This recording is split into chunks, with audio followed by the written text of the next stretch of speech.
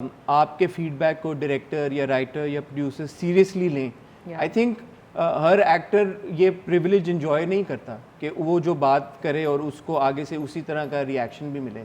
तो आपके केस में यू थिंक कि जो आप पॉइंट्स रेज करती हैं उनको एड्रेस किया जाता है प्रॉपर्ली? मैंने तो अपनी लाइफ में देखा है, ऑन सेट भी मैंने देखा है कि अगर कोई एक्टर डायरेक्टर को कोई एडवाइस कर रहा होता है तो मैंने देखा है हमारे ड्रामाज, आई थिंक कि ये भी वन ऑफ द रीजंस है कि वो सुनते हैं। अच्छा। कि अगर ये कह रहा है कैरेक्टर कि अगर मैंने ये नहीं बोलना, यहाँ पे ये बन नहीं रहा है, ये इससे मेरा कैरेक्टर डैमेज हो रहा है, मैं इस तरह की पर्सनालिटी तो हूँ ही नहीं, तो मुझे अचानक से क्या हो गया कि मैं ये सब बोलना, तो वो अंडरस्टैंड करते हैं कि हाँ ठीक है। सो सुना जाता है ऐसा, I don't know. And when you reading a script is it often कि आप अपनी इनपुट शेयर करती हैं या बहुत कम होता है कि आपको कुछ लगे कि? हमेशा से मैं अपनी इनपुट जो है ना, उसमें मैंने एक प्रोजेक्ट किया था दिल नवाज, जिसमें मैं एक जिनजादी बनी थी, एक चुड़ैल की कहानी थी और वो आशिक हो जाती है एक लड़के के ऊपर।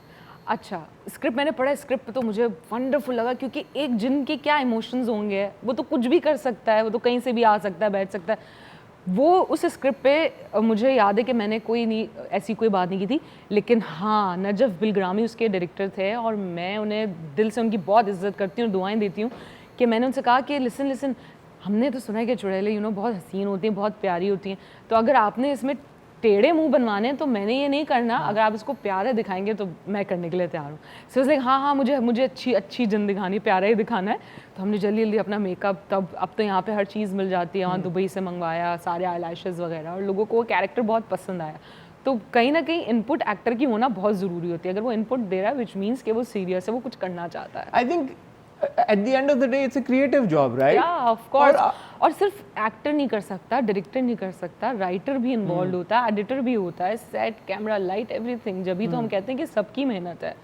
Even makeup of course. When you look back at your journey, आप क्या समझती हैं कि कौन सा ऐसा प्रोजेक्ट था या क्या ऐसा माइलस्टोन था that change direction for you? एक होता है ना, एक बड़ा प्रोजेक्ट आ गया, एक ऐसा माइलस्टोन, लोगों की परसेप्शन में शायद वो कुछ और हो, लेकिन आपकी परसेप्शन में हो सकता है कि वो कोई और प्रोजेक्ट हो।